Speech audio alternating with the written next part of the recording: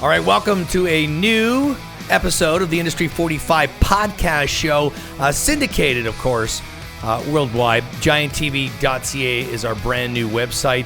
Of course, you can access Giant TV by going to Giant TV Niagara on YouTube, also GiantFM.com and Country89.com. And I got a really cool show lined up today. I'm going to be speaking to Dr. Nadia Azar from the University of Windsor. So why would I, in a music industry show, talk to a doctor? Real simple. Nadia has been working relentlessly over the last few years with drummers around the globe, and Dr. Azar has been studying drumming-related injuries, health and fitness, all of the things that make drummers workers, making drummers athletes, and I really do think drummers are athletes. In fact, I bring up the fact that I think that drumming, it could be a sport, possibly, depending on how you play drums. But she's got a ton of research she's been doing over the years, continues to do, and we're going to talk about some of her new findings. She's worked with people like Mike Mangini from Dream Theater, Jeff Burrows from the Tea Party, Rich Redmond from the Jason Aldean Band. The list goes on and on. So many great stories, so many great things to share. We'll get to it right now. Without further ado, the Industry 45 podcast show, Dr. Nadia Azar.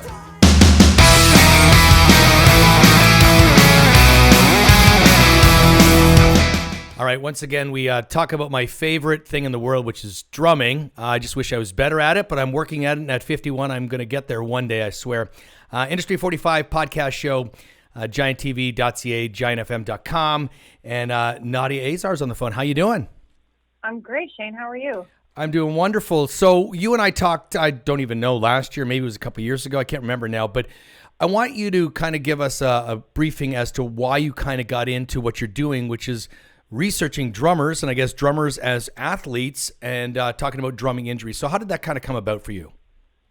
So it came about through what was a random Twitter interaction between myself and Mike Mangini of Dream Theater. I follow him follow him on Twitter. Dream Theater is one of my favorite bands. And one day Mike tweeted something out about being sore after playing the drums and how it was related to drumming being such a boxing type workout. And I thought, oh, this is too good to pass up. I have to say something. So I tweeted back at him that I was a researcher in kinesiology and would love to do a study on drumming technique and to message me if he was interested. And he did. And so we started communicating and came up with some ideas for some fun studies. And one of the things that shook out of that was he was curious about how many calories he burns while he's on stage playing shows. And so he actually tweeted about that one time too. And I messaged him right away and said, listen, I've got some devices that we could monitor that on stage. And he was down with it. So we did. So he would have been your first, I guess, study, if you will. Yes. Yeah. He was my first, what was to become first Drummer Lab participant. But around, not that long after I spoke to him about it, I got to chatting with Jeff Burrows of the Tea Party as well and told him what, Mike and I were thinking. And he said he'd be interested in doing it too. So it just so happened that the shows that we picked to do his data collection were not quite, maybe about a month after Mike's. And so once we kind of released Mike's data and Jeff's data, people started taking notice and thought it was pretty cool. And then other drummers started coming on board. And that was 2 years ago, and I'm about to collect data on my 40th drummer in a couple weeks. That's crazy. And I look at the names here, right? And people that I know, like Todd Sucherman from Styx, amazing drummer and person. Mm-hmm. Rich Redmond, who I've known for years. And that must have been a lot of fun because Rich has more energy than probably 20 people put together. Rich is a lot of fun. Yeah. There's so many great names on this list, and you were at NAMM right this year, and you were doing some interviews and such. So I want to be a little more particular with this here. So a few things that I noticed. You talked to Vinny Appice, and he was talking about efficiency. Mm-hmm. And I guess my question is, as a drummer, I'm really bad for this. I'm stuck in my old ways. My cymbals are really high. I treat drumming as a sport, and that's actually a question I have for you. Is it a sport? Because to me, I think it is, and how that's not really efficient, especially as you age, right? And your body deteriorates a little bit. Maybe speak to that. Okay, so let me start with is drumming a sport? Do I think that drumming in and of itself, I mean, drumming is musical. So I don't want to take away from that aspect by saying, drumming is a sport, because in and of itself, it's not. However, the level of exertion that is required of professional drummers playing live shows on stage, especially in the genres that I've studied, which is largely rock, metal, some country, some pop, the exertion that's required is on the level of professional athletes. I just posted a graphic showing the average heart rate of about 29 of the participants in my study compared to the average heart rate of professional soccer players during match play. And drummers weren't that far behind. They were only about 6% or a 6% difference. And the units was percent of maximum heart rate. So that's why percent. But yeah, it was very close. So in terms of the physicality involved, the energy expenditure, the strength, the endurance, the coordination, the timing, even from a sports psychology perspective, to mentally prepare yourself to do those things, all of that is very, very similar to what an athlete would go through. And so this is where my drummers are athletes came from, because in that sense, they are athletes. And so they need to be preparing their bodies to handle the demands of playing the drums at that level the same way an athlete would. I was interested to get your answer on this question. So you're doing this in the 2000s, and things have changed in society and in music. I hang out with, quote, rock stars that drink water and do yoga, before they play. What would have happened, do you think, if you would have done this in 1984? Where, and it really dawned on me today. I thought, what happened if Nadia sat there with like Tommy Lee, 1984, and kind of what it would, because there was no nutrition. You were not going for a run. You were not drinking water and doing yoga before you played a show, right? A completely different lifestyle in music back then than today, right? And I would still love to sit down with Tommy Lee today and get him to do this study. Well, lucky for you, they're going on tour again, so maybe you can. I know.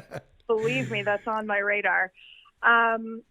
So, yeah, I don't know that it would have gone over as well, way back then.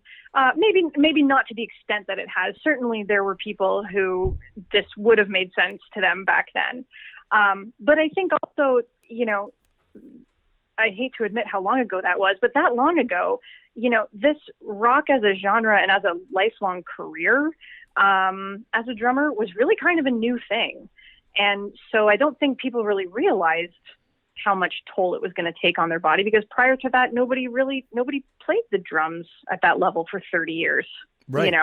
Like they do now. And so I think there's just a better awareness of, if you want to be able to do this as a lifelong career, then you have to take it seriously and prepare for it.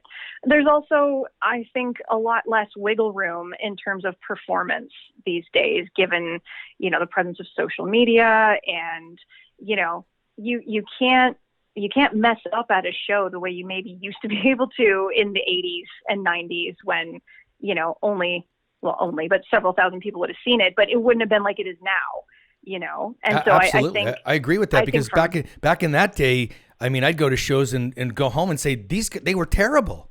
They were terrible. Yeah. But I still love them but they're terrible. Today, you don't get away with that.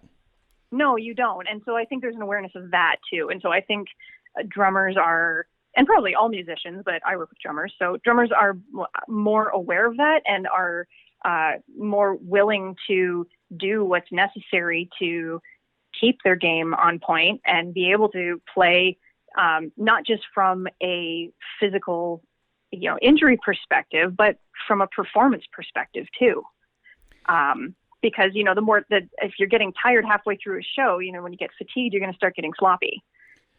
And if you're Go ahead. Sorry, go ahead. No, I was going to say, you talk to so many people, and this is what's on my, like guys like Mark Schulman. Okay. And I love Mark, and he's a great drummer, and you did an interview with him, I think, at NAMM, and he's talking about an hour and a half show playing with Pink, and he's in good shape. He looks good. He's got a great attitude. His mind is clear. You can tell. And he mentioned about how he changed maybe the setup a little bit as well.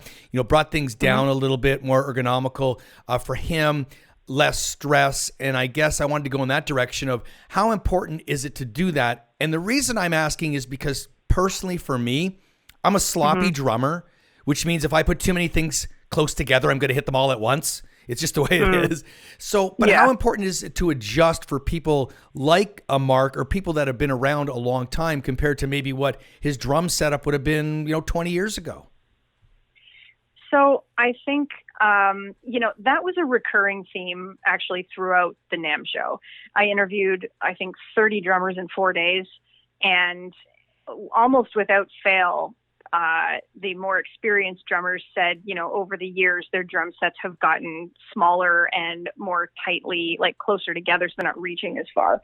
And so I think that there's wisdom in that. I mean, if you're constantly reaching that far, you're putting yourself in an extreme or an awkward posture, which we know relates to development of injuries. And then add on top of that the amount of force that you're putting into hitting the cymbal when you're stretched out that far, and the vibration that's going to, transmit up your arm from hitting a wooden stick on a metal cymbal.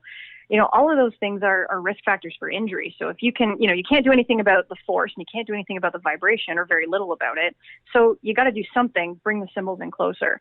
And, I get that for drummers who have been playing for a long time, that's going to be tough because their motor patterns are established. You could probably play your drum set with your eyes closed because you're so used to playing it in that way. Exactly.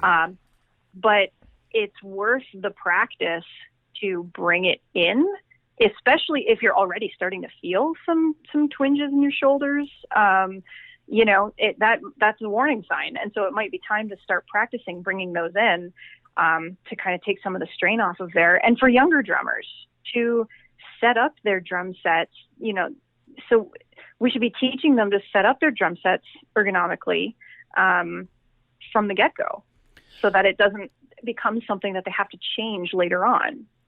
How important is it, because this is something I deal with too, when you're using your drum throne, some guys sit high, some guys sit low.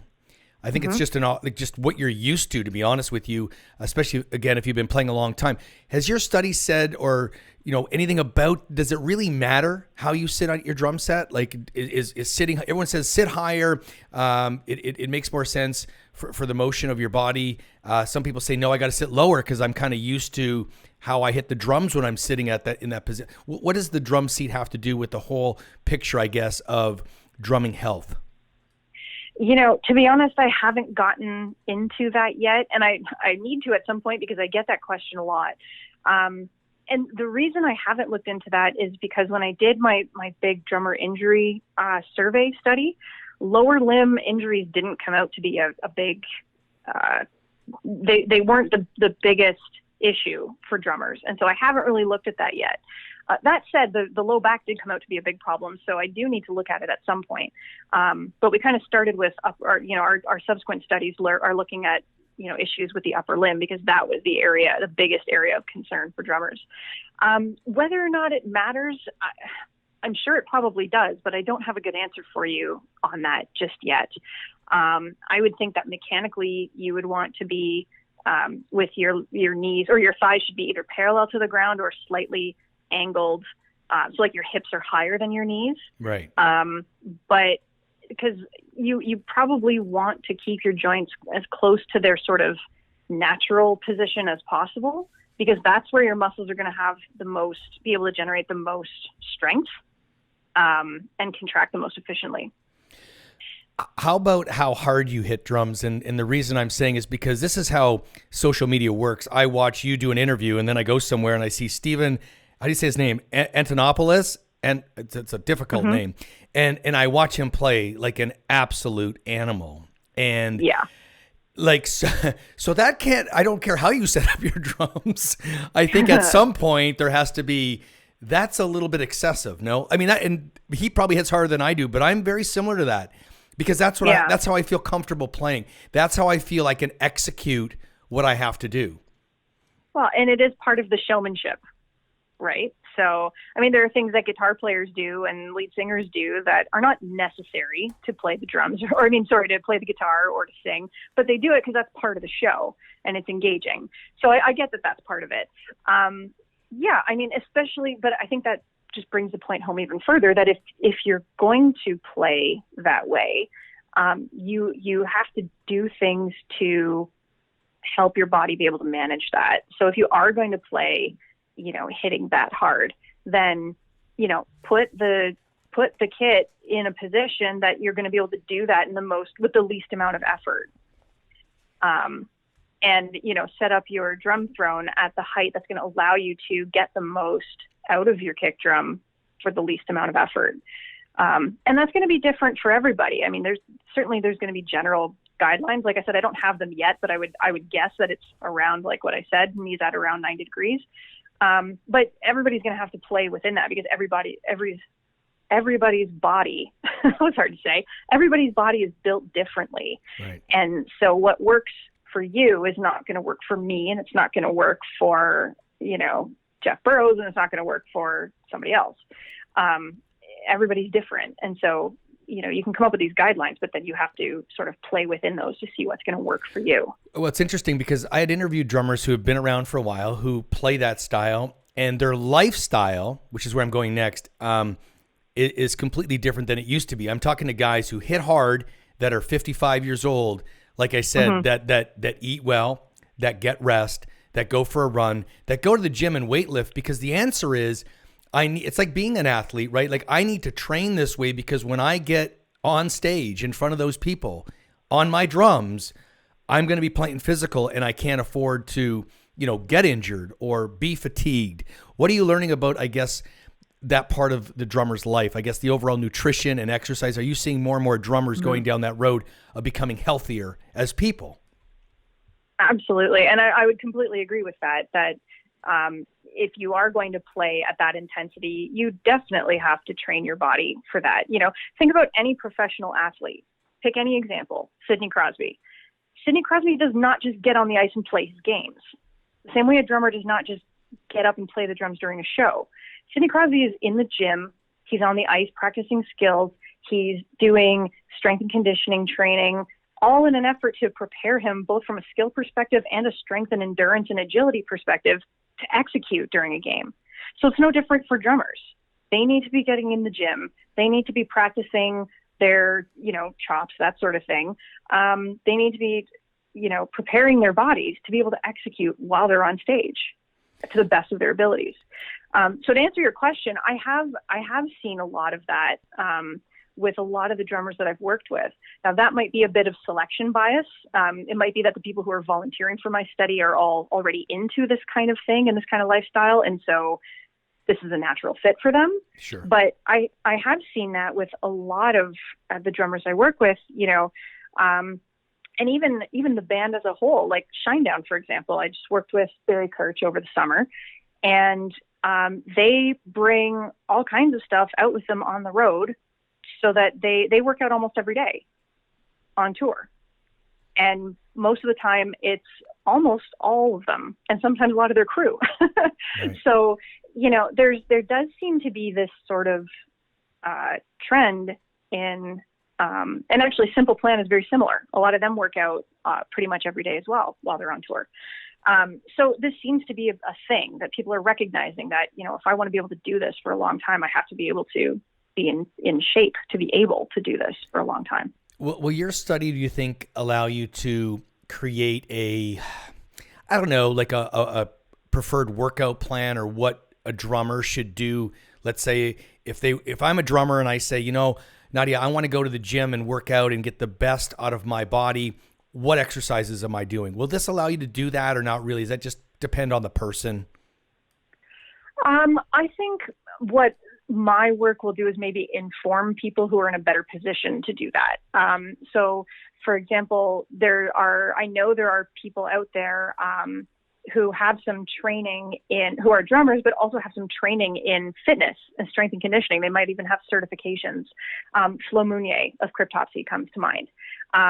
Flo could answer that question for you. I think he's put together, videos on that exact thing. But so I think what my research might do is help inform some of that. But certainly, really, any athletic trainer, if they are really good athletic trainers and they sit and think, like they watch a drummer play and they do their homework and they think about this, they would be able to come up with an exercise program that would help target for drummers their more specific needs. So what is, I guess, now that you've been doing this for a while, what are some of the latest things, if anything, have you noticed that is maybe new to you? Anything at all or no? Something that stands out that you say, I didn't know that like a year ago, but now I do. Mm-hmm. Well, we just wrapped up a study. One of my students ran a study last winter and spring where we were documenting the upper limb postures of drummers while they were playing certain songs. So she brought 10 drummers into the lab, hooked them up to our motion capture system, and then had them play 4 songs for her while she was recording their body postures. And we analyzed the upper limb data. And one thing that was surprising to us is that we saw that the drummers were having their wrists were almost constantly in extension, which basically means if you hold your arms out right in front of you with your palms facing the floor and you tip your fingers up towards the ceiling, that's extension. Okay. I'm doing it now as you're telling me this. Okay. So that they were like that almost in some degree of that extension almost the entire time. Like, I can't remember the exact number, but I think it was 96% of their playing, their wrists were in extension. And that was surprising to me because I would have thought there would be at least a little more flexion. But it was an interesting finding, and it actually makes sense given what we know about. It sort of supported some of the findings from my survey study in terms of the most common drumming related injuries. One of the second most commonly reported diagnosis that people got was carpal tunnel syndrome. And so when we then see evidence that drummers have their wrists in extension like that for so long while they're playing, that supports that, because anytime your wrists are in that kind of posture, you're narrowing the carpal tunnel and you're creating pressure on the nerves or the median nerve that runs through there. So that was kind of neat to see because we were seeing, additional research supporting earlier work, which was really cool. And we're going to do some more of that in years to come. So that was a big one. Something else that we found that was really interesting that came out of the survey is that almost nobody cools down after they play. We asked drummers to tell us how often they cool down after various drumming activities. Now, what does that mean to you when you say cool down? Like, I think if I go to the bar after and have beer, I'm cooling down. That's probably not what you mean. So. No, it's not. But that was the answer that I got from a lot of people. No, a cool down means like walking around or doing something to bring your heart rate down, doing some gentle stretching, deliberately, taking steps to bring your body back to, or bring your, metabolic systems back to their sort of resting state or natural state. And almost across the board, people said they rarely or never cool down, which I thought was really interesting and maybe partly telling because of the nature of the business. Like, you finish playing, and for a lot of people, you finish playing and you start tearing down. Right. So there's no time to do a cool down. And I get that. But that's something that, we want to try to work to change a little bit, because cooling down is an important part of any exercise program. And, in terms of helping to bring your body back to resting. And so, we want people doing that. So 2020 is almost here. What, I assume you're going to keep doing this study, and any plans that are specific for 2020 on this yet? Yep. Well, as far as the live performance energy expenditure study goes, just continuing that. So I have a couple who are lined up with definitive dates. I have several on a list where we're just sort of waiting till they announce their tour dates for 2020, and then we'll confirm. So that's going to keep going. We have a new study starting probably sometime later in the spring or early summer. One of my grad students is starting his thesis project, and we're going to be looking at measuring vibration exposure in drummers, like at their hands and their upper arms. The same way you'd measure vibration exposure in an industrial setting, like, people who use jackhammers or that sort of, power tool, handheld power tools, that sort of thing. So he's going to be starting that, and just continuing to, my survey has a ton of data that I haven't even touched yet. So continuing to work with that and, publish that and get that out there as well.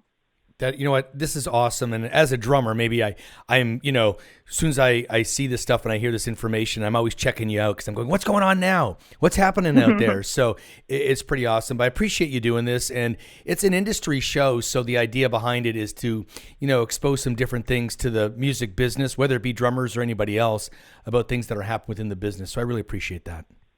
Well, thank you so much for having me on again. And, I really appreciate being able to come on here and talk about everything that we're doing.